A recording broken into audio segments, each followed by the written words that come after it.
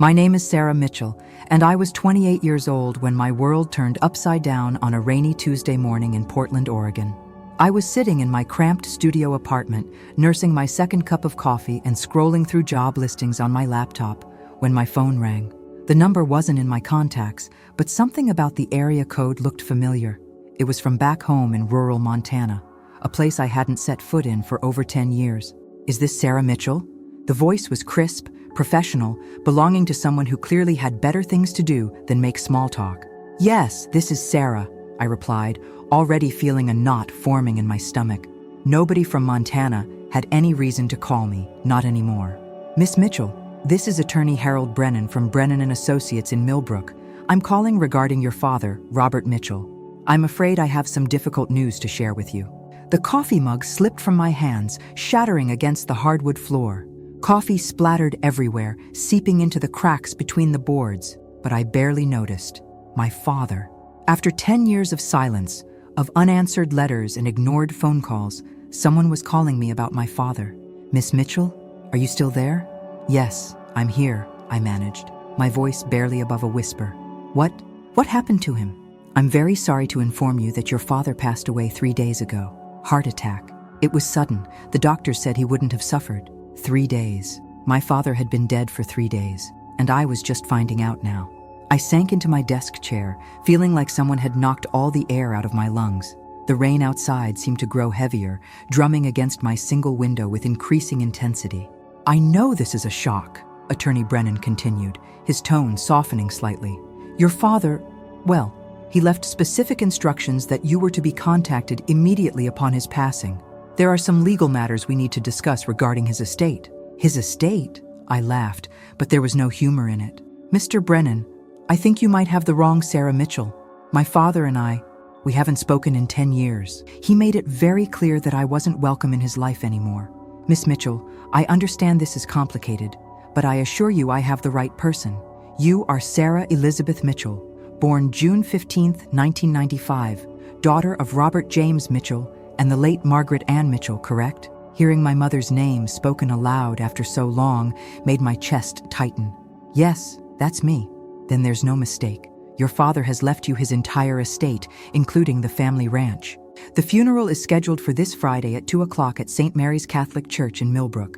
I strongly suggest you attend, as there will be a reading of the will immediately afterward." I stared at my reflection in the black computer screen, trying to process what I was hearing. The ranch, the place where I'd spent the first 18 years of my life, where my mother had taught me to ride horses and tend to the garden, where my father had shown me how to fix fences and care for cattle before everything fell apart. "Miss Mitchell? I'm here," I said again. "It's just, this doesn't make sense. Why would he leave me anything? When I left for college, he told me I was choosing the city over family, that if I walked out that door, I shouldn't bother coming back. I can't speak to your father's motivations, Miss Mitchell, but I can tell you that he updated his will just 6 months ago. Every provision was made with full mental capacity and clear intent. The ranch, the livestock, the equipment, all of it is yours now." I closed my eyes, remembering the last conversation I'd had with my father. I was 18, packed and ready to leave for Portland State University on a partial scholarship. He'd stood in the doorway of our farmhouse kitchen, his weathered face hard with disapproval. "College is just going to fill your head with ideas that don't mean anything out here," he'd said. "Your place is on this ranch, Sarah. This land has been in our family for 4 generations. Dad, I want more than this," I'd replied, gesturing around at the familiar kitchen with its faded yellow wallpaper and squeaky linoleum floor. "I want to see what else is out there." "Then go," he'd said, turning his back to me. "But don't expect this place to be waiting for you when you realize the world isn't what you thought it would be." That was the last time we'd spoken face to face. I'd tried calling during my freshman year, but he'd hung up every time. I'd sent letters, birthday cards, even graduation announcements, but they'd all gone unanswered. Eventually, I'd stopped trying. "Miss Mitchell, I need to know if you'll be attending the funeral," Attorney Brennan said, pulling me back to the present. I looked around my small apartment, at the stack of unpaid bills on my desk, the rejection letters from potential employers, the single mattress on the floor that served as my bed. My savings account had exactly $347 in it, and my rent was due in 2 weeks. Portland had been my dream city, but after 10 years of struggling to make it as a graphic designer, it felt more like a beautiful prison. "Yes," I said finally. "I'll be there." "Very good. I'll email you the details about the service and the will reading." "And Miss Mitchell?" "Yes? I think you should prepare yourself. There are complications with the estate that we'll need to discuss. Your father's passing has stirred up some strong feelings in the community." After Attorney Brennan hung up, I sat in my apartment for a long time, listening to the rain and staring at the coffee stains spreading across my floor. My father was dead. The man who'd raised me, who'd taught me everything I knew about hard work and determination, who'd also broken my heart with his stubborn pride and inability to forgive. He was gone. I pulled out my laptop and began searching for flights to Montana. The cheapest option would get me into Billings by Thursday evening, which would give me just enough time to drive the 2 hours to Millbrook before the funeral. As I entered my credit card information, I wondered what I would find when I got there. Would anyone even remember me? Would they welcome the prodigal daughter? Or would I be seen as an outsider coming to claim what wasn't rightfully mine? The next morning, I called my boss at the coffee shop where I'd been working part-time and told him I needed a week off for a family emergency. He wasn't happy about it, but given that I was one of his most reliable employees, he agreed to hold my position. I spent the rest of Wednesday shopping for funeral-appropriate clothes and trying to figure out what to say to people I hadn't seen in a decade. By Thursday evening, I was on a plane to Montana, watching the lights of Portland disappear beneath the clouds. The flight gave me time to think about my father, about the complicated relationship we'd had even before our final falling out. Robert Mitchell had been a man of few words and strong convictions. He'd built his life around the ranch, just as his father and grandfather had before him. To him, the land wasn't just property, it was legacy, identity, purpose. My mother had been the bridge between us, the one who could translate my father's gruff affection and help me understand that his criticism came from a place of love, not cruelty. When she died of cancer during my sophomore year of high school, that bridge had crumbled. Without her gentle mediation, my father and I had become like two stubborn rams, constantly butting heads over everything from my grades to my choice of friends to my college plans. As the plane descended toward Billings, I pressed my face to the window and watched the familiar landscape unfold below me. The vast expanse of prairie grass, the distant mountains, the scattered ranch houses connected by dirt roads, it all looked exactly the same, as if the past 10 years had been nothing more than a dream. I rented a car at the airport and began the drive to Millbrook as the sun was setting. The highway stretched out before me, empty except for the occasional truck or SUV. I'd forgotten how big the sky was out here, how it seemed to go on forever in every direction. In Portland, you could barely see the sky between all the buildings and trees, but here it was, like driving through a cathedral made of sunset and stars. When I finally pulled into Millbrook, just after 9 o'clock, the town looked smaller than I remembered. Main Street was only 4 blocks long, lined with the same businesses that had been there when I was a kid. Murphy's hardware store, the Millbrook Diner, Sal's Grocery, and the post office that doubled as the town's unofficial gathering place for gossip and news. I checked into the only motel in town, a place called the Prairie Rose that had seen better days sometime in the 1980s. The clerk at the front desk was a woman about my age who looked vaguely familiar, but I couldn't place her name. She glanced at my driver's license when I checked in, and I saw recognition flicker in her eyes. "Sarah Mitchell," she said slowly. "I'll be damned.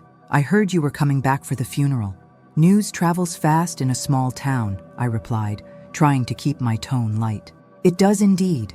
She handed me my room key with a look that was difficult to read. "I'm sorry for your loss. Your dad was a good man." I thanked her and made my way to room 12, which overlooked the parking lot and a field of wheat that stretched to the horizon. As I unpacked my small suitcase, I tried to prepare myself for what tomorrow would bring. I hadn't just lost my father.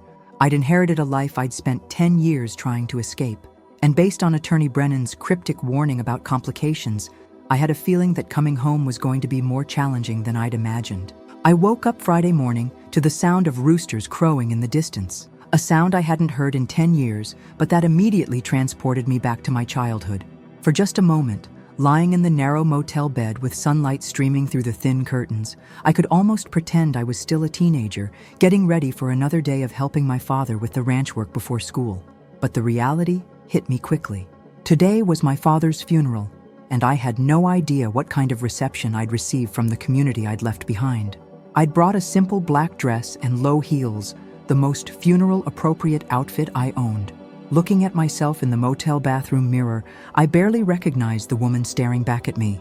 10 years of city living had changed me in ways I hadn't fully realized. My skin was paler from spending most of my time indoors. My hands were soft from lack of manual labor, and there was something in my eyes that hadn't been there before. A wariness, maybe, or a kind of urban sophistication that would mark me as an outsider here. St. Mary's Catholic Church was the same white wooden building I remembered from my childhood, with its modest steeple and the cemetery out back, where 4 generations of my family were buried. As I pulled into the parking lot at 1:45, I was surprised by how many cars were there. It seemed like half the town had come to pay their respects to my father.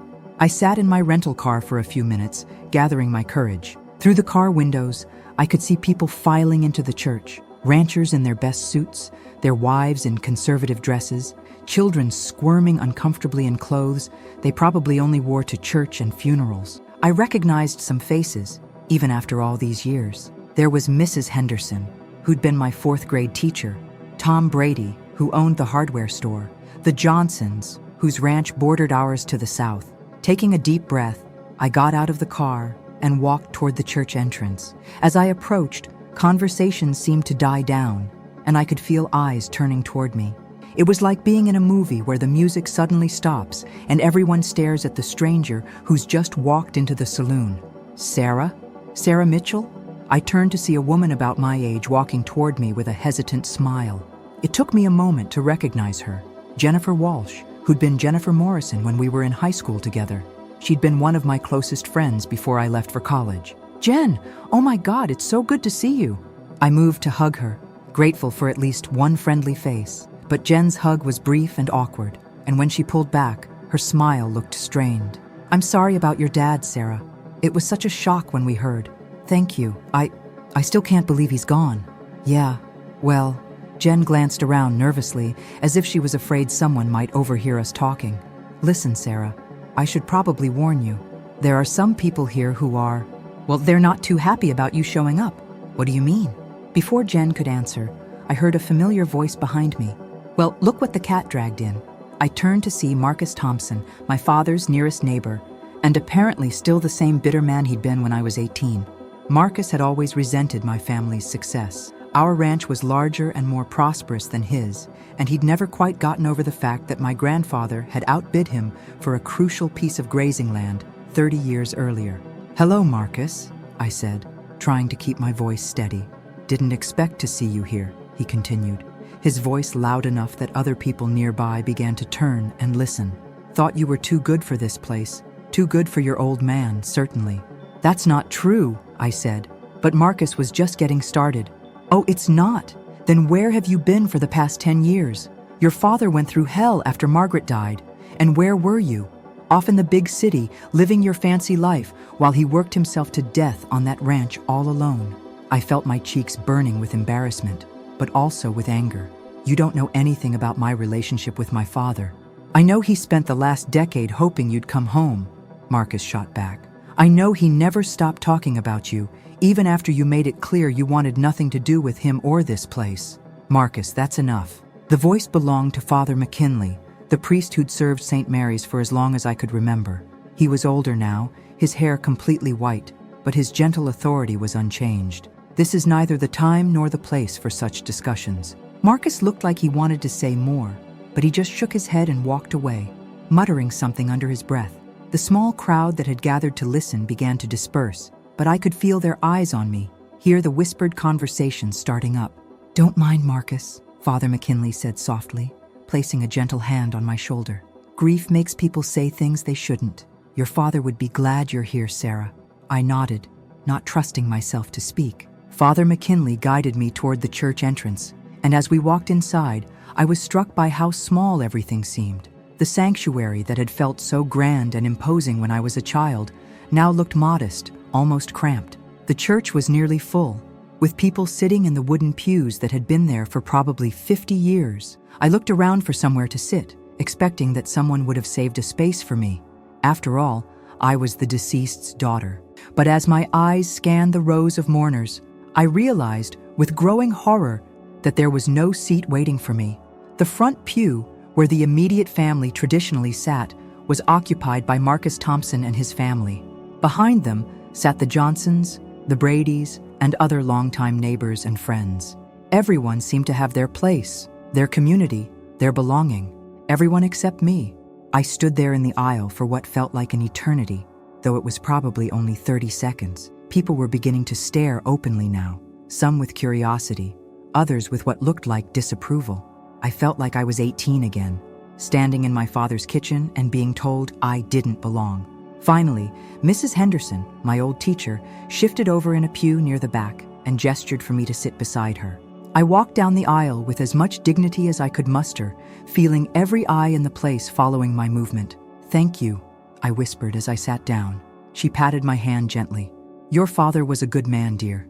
Don't let anyone tell you otherwise." The service itself was beautiful. Father McKinley spoke about my father's dedication to his land, his loyalty to his friends, his quiet generosity that many people never knew about. He talked about my father's love for my mother and how deeply he'd grieved her passing. Several people stood up to share memories, stories of times my father had helped neighbors during difficult harvests, of his mentorship of young ranchers, of his steadfast presence in the community.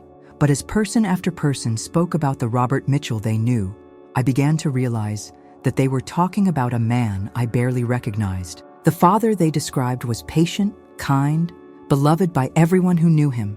The father I remembered was often stern, demanding, quick to criticize and slow to praise. Had he changed after I left? Or had I never really known him at all? When the service ended, people began filing out of the church to gather at the cemetery for the burial.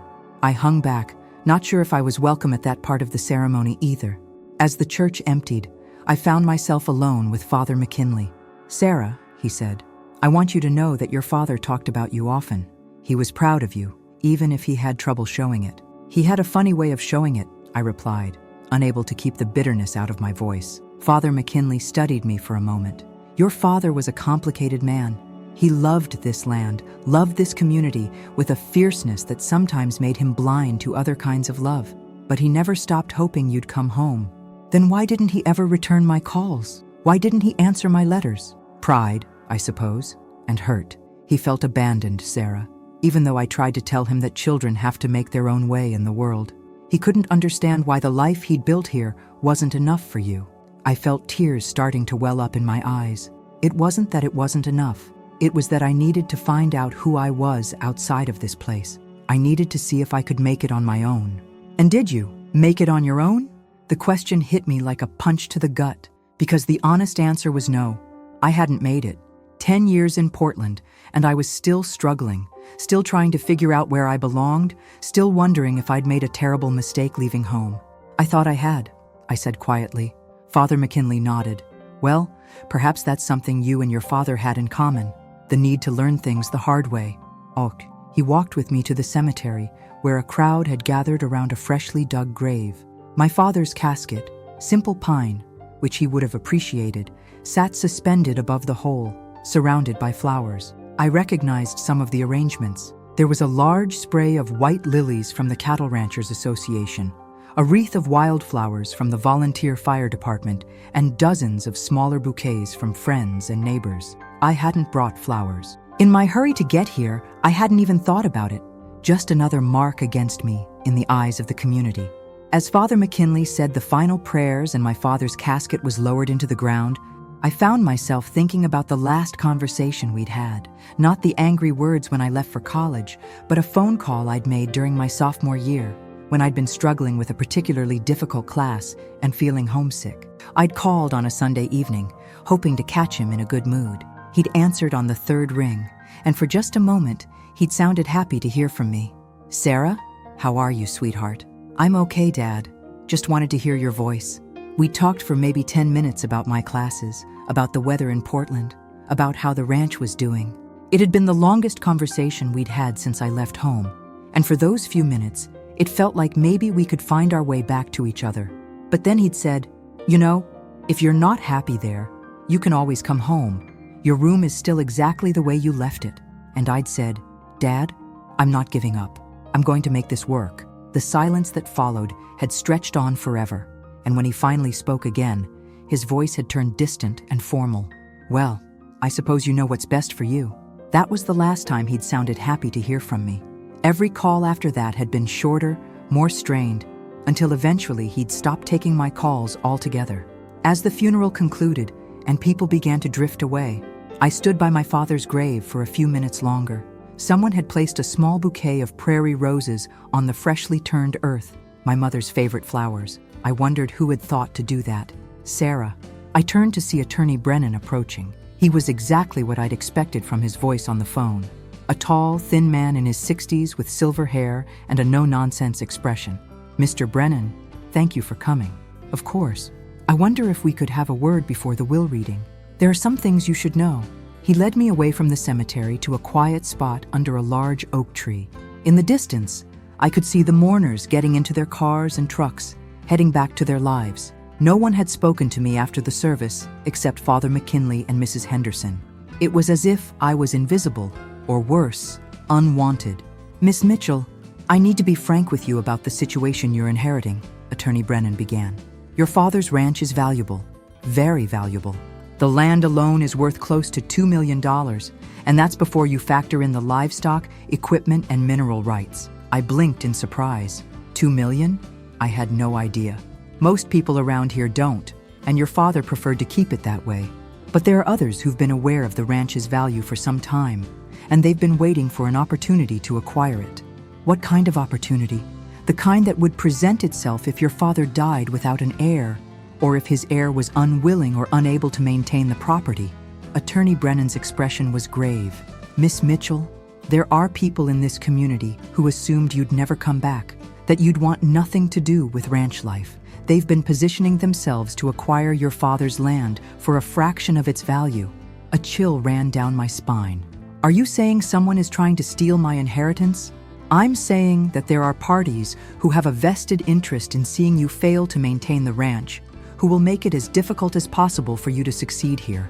And given the reception you received today, I think you've already gotten a taste of what you're up against." I thought about Marcus Thompson sitting in the front pew, about the cold shoulders and whispered conversations, about the way I'd been made to feel like an outsider at my own father's funeral. So, what are my options? You could sell. There are several parties who would make offers, though I suspect they'll try to lowball you initially. Or, he paused, studying my face. "You could stay and fight for what's rightfully yours." "Stay? Here? I don't know anything about running a ranch." "Your father seemed to think you did. He left specific instructions that you be given every opportunity to succeed. There are resources available to help you learn what you need to know." I looked across the cemetery toward the town of Millbrook, then beyond to the rolling prairie, where I could just make out the buildings of my family's ranch in the distance. Somewhere out there was the house where I'd grown up, the barn where my father had taught me to milk cows, the pastures where I'd learned to ride. "I need to think about this," I said finally. "Of course, but Miss Mitchell, don't take too long. The vultures are already circling."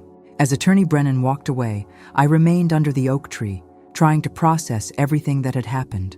I'd come here expecting to bury my father and maybe gain some closure on our complicated relationship. Instead, I discovered that he'd left me a fortune I'd never known existed, and a community that seemed determined to make sure I didn't get to keep it. The sun was beginning to set, painting the sky in shades of orange and pink that I'd forgotten were possible outside of Montana. In Portland, the city lights washed out most of the color from sunsets, but here the sky was a vast canvas of natural beauty. For the first time since I'd gotten that phone call, I allowed myself to really think about my father's death, about the fact that I'd never have the chance to make things right between us. He was gone, and all I had left were questions and a piece of land that everyone seemed to want for themselves. But as I stood there in the fading light, I felt something stirring inside me that I hadn't experienced in years. It was anger, yes, but also determination. These people had made me feel unwelcome at my own father's funeral, had looked at me like I was some kind of interloper trying to claim something that didn't belong to me. Well, maybe it was time to show them exactly what Sarah Mitchell was made of. The will reading was scheduled for 6 o'clock that evening at Attorney Brennan's office, a small brick building on Main Street, that also housed the town's only insurance agency and a CPA firm.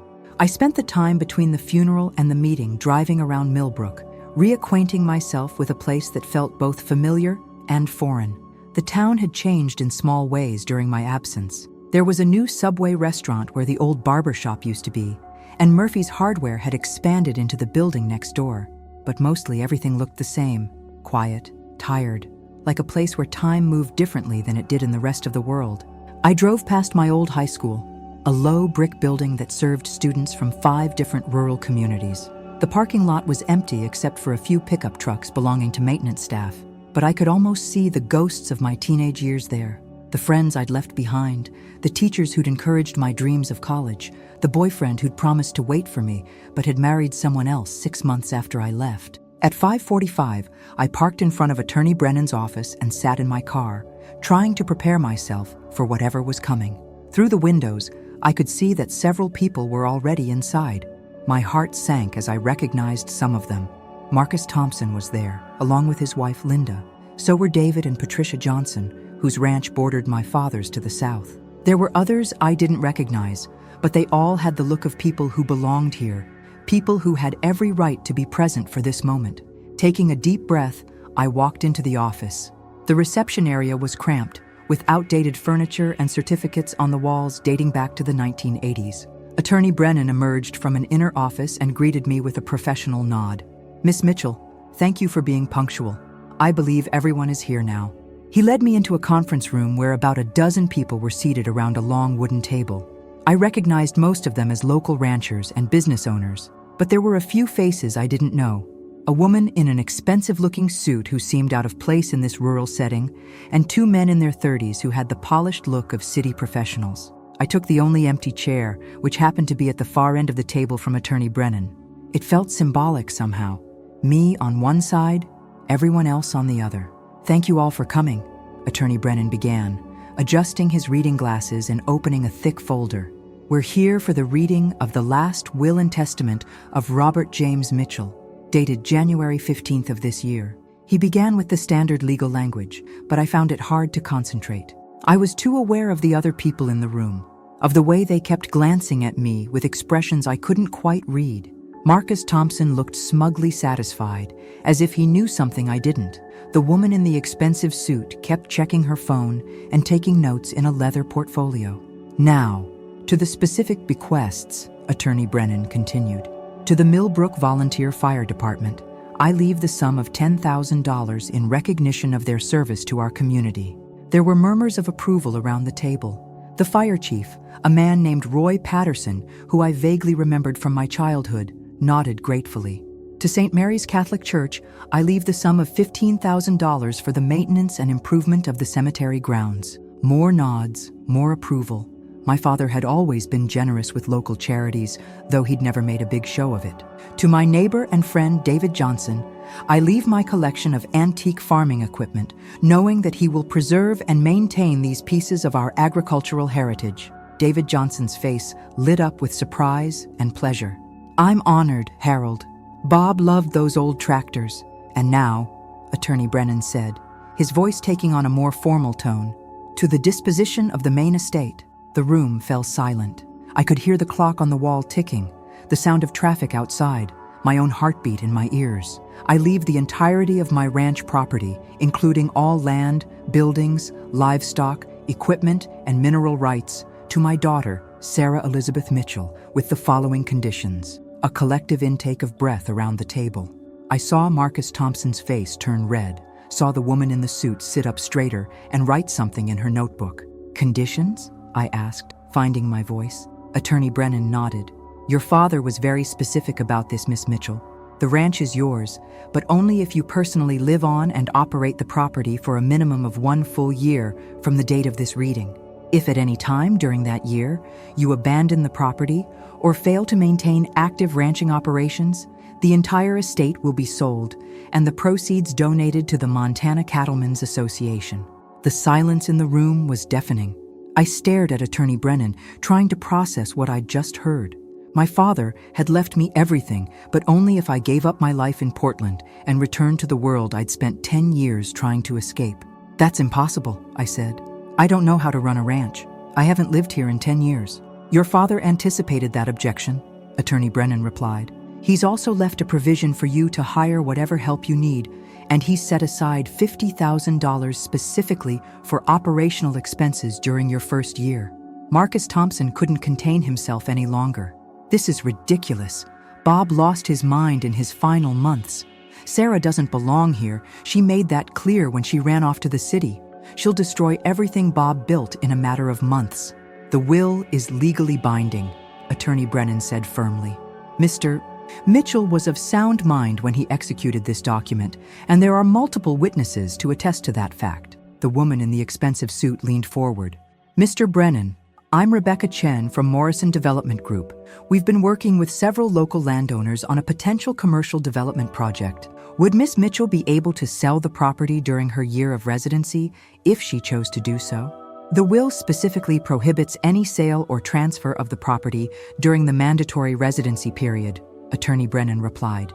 Miss Mitchell, you have 30 days to decide whether you'll accept these conditions. If you decline, the property will be sold immediately and the proceeds donated as specified. I felt like the room was spinning. 30 days to decide whether to give up everything I'd built in Portland and return to a place that had made it clear I wasn't welcome. A place where I'd have to learn how to do a job I'd never wanted, surrounded by people who seemed to think I'd fail. Can I think about this? Of course. Take all the time you need within the 30-day period. But Miss Mitchell, I should warn you that there will be significant pressure on you to decline this inheritance. Your father's ranch is extremely valuable, and there are parties who would benefit greatly from its sale. As if to prove his point, Rebecca Chen immediately spoke up. Miss Mitchell, Morrison Development would be very interested in discussing a future purchase of your property, should you decide not to accept your inheritance. We'd be prepared to make a very generous offer. How generous? Marcus Thompson asked, suddenly interested. I'm not at liberty to discuss specific figures, but it would be well above current market value for agricultural land. Attorney Brennan closed the file and looked around the table. That concludes the formal reading. Miss Mitchell, I'll need to speak with you privately about some additional details. As the room began to empty, I remained in my chair, feeling overwhelmed by everything that had just happened.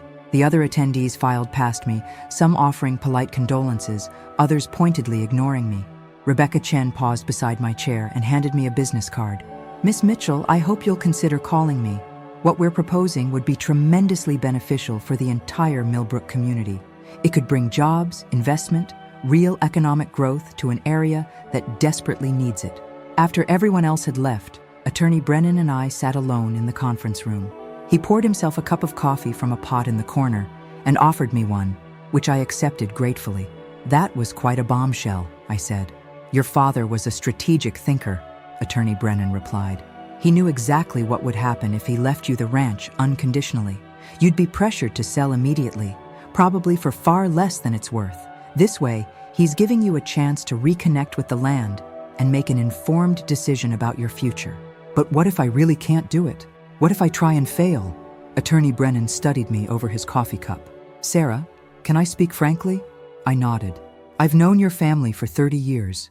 Your father was one of the most stubborn, prideful men I've ever met, but he was also one of the smartest. He wouldn't have set up this inheritance structure if he didn't believe you could succeed. The question is whether you believe it. I don't know what I believe anymore, I admitted. 10 years ago, I was so sure that leaving was the right choice, but now, I don't know. My life in Portland isn't exactly what I dreamed it would be. What do you do there? I work part-time at a coffee shop and do freelance graphic design when I can get clients. I live in a studio apartment that costs more per month than most people here pay for their mortgages. I have about $300 in savings and no real prospects for advancement. Attorney Brennan raised an eyebrow. And yet you stayed there for 10 years? Pride, I guess. The same stubborn pride I inherited from my father. I was determined to prove I could make it on my own, even when it became clear that I was barely surviving. Well, now you have an opportunity to try something different, but I want you to understand what you're up against if you decide to stay. He pulled out another folder from his briefcase. I've done some research on Morrison Development Group. They're a subsidiary of a much larger corporation that specializes in what they call rural revitalization projects. What that actually means is buying up agricultural land and converting it to commercial or residential developments. What's wrong with that? Economic growth sounds like it could be good for Millbrook. It could be, if it was done right. But look at these. He spread out several photographs across the table. These are before and after shots of other communities where Morrison has done business. What they call revitalization, others might call complete transformation. I studied the photographs. The before shots showed small rural towns, not unlike Millbrook, quiet main streets, family farms, communities that had existed for generations. The after shots looked like suburban sprawl, strip malls, chain restaurants, housing developments that could have been anywhere in America. They're not necessarily evil, Attorney Brennan continued, but they have a very different vision for what this area could become. And your father's ranch, with its size and location, is the keystone property for their entire project. Without it, they can't move forward. So there really are people who want me to fail? I'm afraid so. And they have resources and influence that you don't. If you decide to stay, you'll need allies. Any suggestions on where to find those? Attorney Brennan smiled for the first time that day. There are more people in this community who respected your father than you might think, and not everyone is sold on Morrison's development plans. You might be surprised by who steps forward to help you, if you give them the chance. I left Attorney Brennan's office with my head spinning and a folder full of documents I needed to review. The sun had set while we were talking, and Main Street was lit only by a few streetlights and the neon signs from the diner and the gas station. I walked slowly back to my rental car, thinking about everything that had happened in the past few days. 3 days ago, I'd been just another struggling millennial in Portland, wondering how I was going to pay my rent and whether I'd ever find my place in the world. Now I was potentially the owner of a $2 million ranch, with the condition that I had to completely uproot my life to claim it. The rational thing to do would be to decline the inheritance. I could go back to Portland, continue my life as it was, and avoid the enormous challenge of learning to run a ranch. But as I sat in my car on the empty main street of Millbrook, looking out at the vast Montana sky filled with more stars than I'd seen in years, I realized that my life in Portland wasn't really a life at all. It was just existence. My phone buzzed with a text message. It was from my roommate in Portland. "How's the funeral going? When are you coming back? The landlord called about renewing our lease." I stared at the message for a long time before responding. Funeral was hard. Some complications with the estate. Might be here longer than planned. It wasn't a lie exactly. There were definitely complications. But as I typed those words, I realized that for the first time in years, I felt something other than resignation about my future. I felt scared, yes, but also excited, challenged, like maybe there was a possibility that my life could be something more than just getting by. I drove back to the Prairie Rose Motel, but instead of going straight to my room, I took a detour that led me past the edge of town toward my family's ranch. The dirt road was exactly as I remembered it, winding through pasture land and over a small creek before climbing a hill that offered a view of the ranch buildings below. I parked at the top of the hill and got out of the car. In the moonlight, I could see the house where I'd grown up, a 2-story farmhouse with a wraparound porch and a red barn behind it. There were lights on in a few windows, which confused me until I remembered that Attorney Brennan had mentioned something about a ranch manager who'd been taking care of the property. Looking down at the place where I'd spent the first 18 years of my life, I felt a complicated mix of emotions. There was nostalgia, certainly, and grief for the father I'd never really understood. But there was also something else, a sense of possibility that I hadn't felt in a very long time. Maybe my father had known me better than I'd thought. Maybe he'd seen something in me that I'd forgotten about myself during all those years of struggling in the city. Maybe coming home wasn't about giving up on my dreams, but about discovering what my dreams really were. I stood there for almost an hour, just looking and thinking and trying to imagine what it would be like to wake up in that house every morning, to walk out onto that porch and see the sun rising over land that belonged to me. It was terrifying and exciting in equal measure. Finally, I got back in the car and drove to the motel. As I lay in bed that night, staring at the ceiling and listening to the sounds of the prairie wind, I knew that I'd already made my decision. I just wasn't quite ready to admit it yet. I woke up Saturday morning with a sense of purpose I hadn't felt in years. After a quick breakfast at the Millbrook Diner, where I endured more stares and whispered conversations, I drove out to the ranch to get my first real look at what I might be inheriting. The property was even more beautiful than I remembered. The main house sat on a slight rise, surrounded by mature cottonwood trees that provided shade and protection from the prairie winds. The barn was a classic red structure that my great-grandfather had built in the 1940s, and there were several newer outbuildings for equipment storage and livestock shelter. As I pulled into the circular driveway, a man emerged from the barn. He was probably in his 50s, weathered and lean in the way that suggested a lifetime of outdoor work. He approached my car with the cautious friendliness of someone who wasn't sure whether I was friend or foe. "You must be Sarah," he said as I got out of the car. "I'm Jake Reeves. I've been managing the ranch for your father for the past 5 years. It's nice to meet you, Jake. I'm sorry, I probably should have called first." "No need to apologize. This is your place now, assuming you decide to take it on." He studied my face with sharp blue eyes that missed nothing. "Your father talked about you a lot, especially toward the end. He was hoping you'd come home someday." "Really?" "Because when I left, he made it pretty clear that I wouldn't be welcome back." Jake chuckled, a sound that held no judgment. Bob Mitchell was a proud man, and pride makes people say things they don't mean. But I saw him every day for 5 years, and I can tell you that not a week went by that he didn't mention something about you. How you were doing in school, whether you were happy in Portland, wondering if you'd found someone special. How did he know anything about my life? We hadn't talked in years. "The internet's a wonderful thing," Jake said with a grin. "Your father might have acted like he didn't care about modern technology, but he spent a fair amount of time looking you up online. He knew about your graduation, your job changes, even some of the design work you'd posted on social media." I felt tears welling up in my eyes. All these years, I'd thought my father had completely written me out of his life, but he'd been keeping track of me from a distance. "Would you like to see the operation?" Jake asked gently. "I can show you around, explain how things work." For the next 3 hours, Jake gave me a comprehensive tour of the ranch. We walked through the pastures where about 200 head of cattle grazed peacefully, visited the hay fields that would need to be cut in another month, and inspected the equipment barn that housed tractors, combines, and other machinery I barely recognized. "Your father ran a smart operation," Jake explained as we stood looking out over a field of wheat that stretched to the horizon. "He diversified: cattle, grain crops, a little hay. It makes you less vulnerable to market fluctuations in any one area." "How much work is it, running all of this?" "Depends on the season. Spring and fall are the busiest times. Calving season, planting, harvest. Summer's more about maintenance and keeping an eye on things. Winter's quieter, but you've got to make sure the cattle have food and water when the weather turns bad." "And you've been doing all this by yourself?" "I had help from your father when he was able, and I hire seasonal workers when we need them.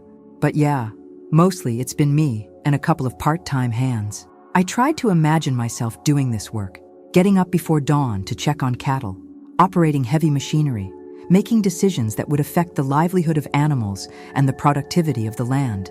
It seemed overwhelming. "Jake, can I ask you something?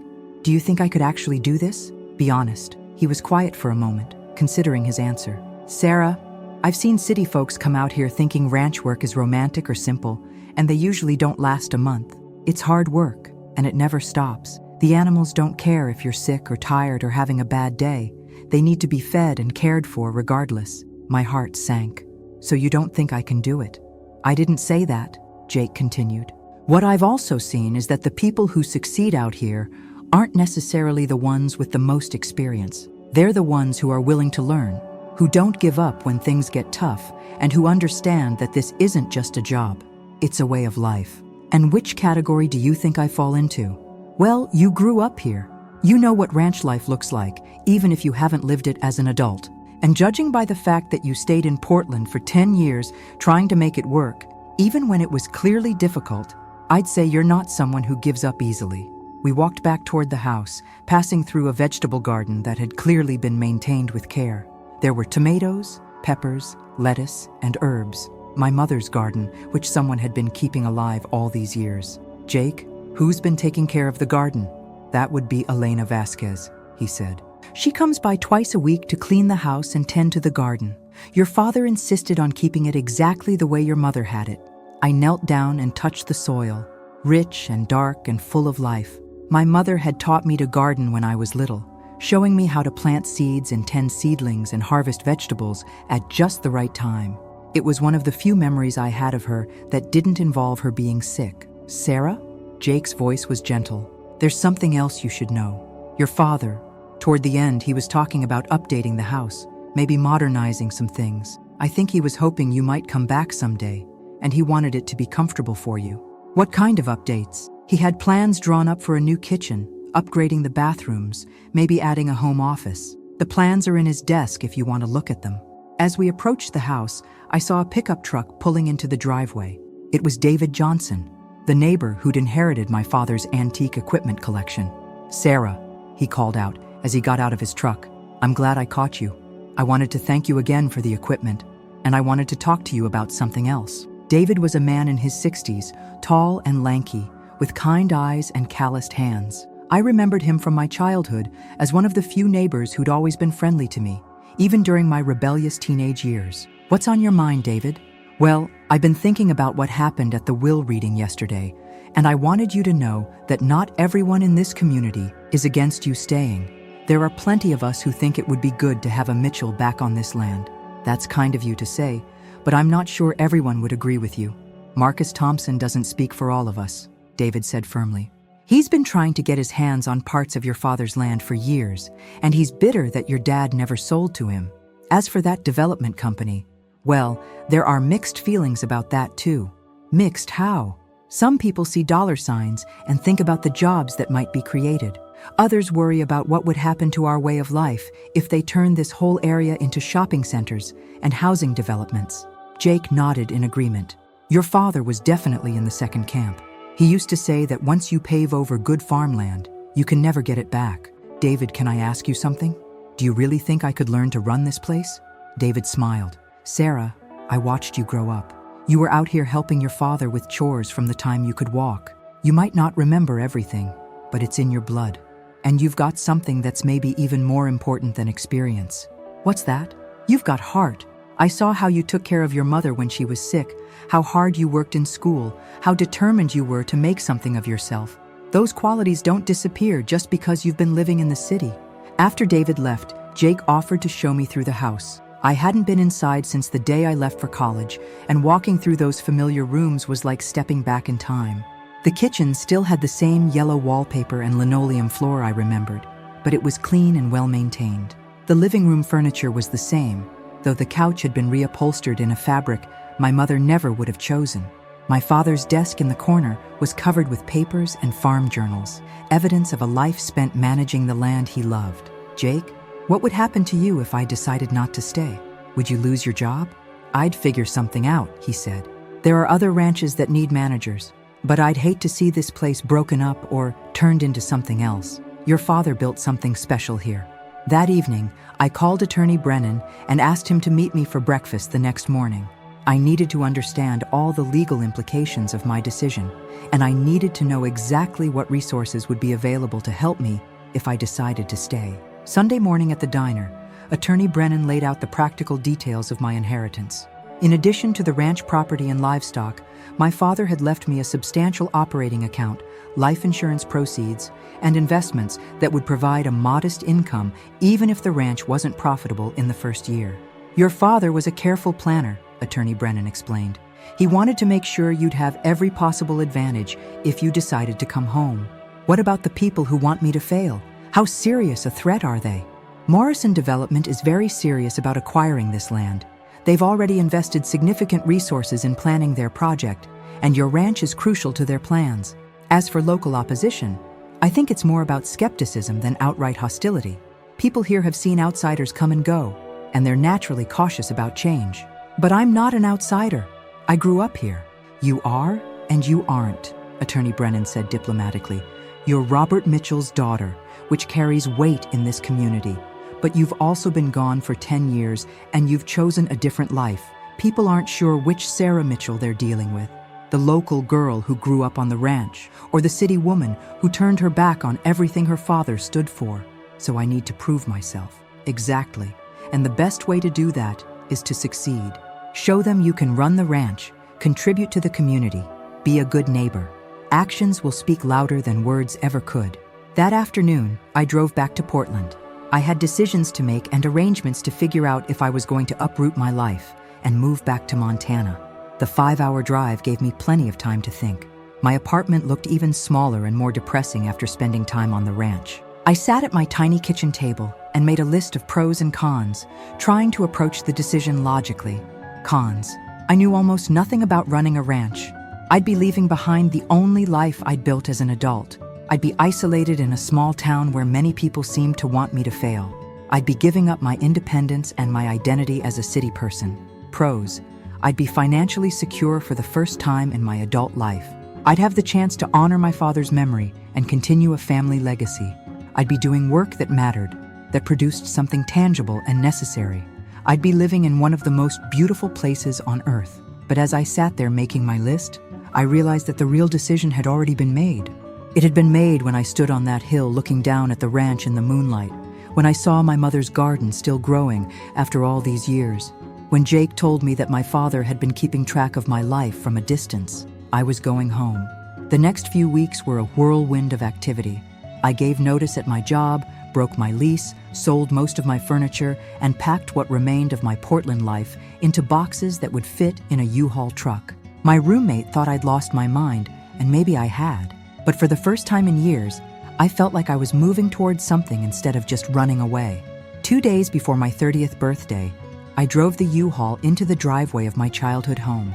Jake was waiting for me, along with Elena Vasquez, who turned out to be a woman in her 40s with a warm smile and hands that were clearly accustomed to hard work. "Welcome home, mija," Elena said, giving me a hug that smelled like fresh bread and lavender. "Your father would be so happy to see you here." That night, I lay in my old bedroom, listening to the sounds I'd forgotten. The wind in the cottonwood trees, the distant lowing of cattle, the absolute silence that only exists in places far from cities. It was terrifying and peaceful at the same time. I had 335 days left to prove that I belonged here, that I could honor my father's legacy while building a life that was truly my own. I had no idea if I would succeed, but for the first time in 10 years, I was exactly where I was supposed to be. Outside my window, the prairie stretched endlessly under a canopy of stars, and I fell asleep, planning everything I needed to learn, everyone I needed to win over, and all the ways I was going to make my father proud.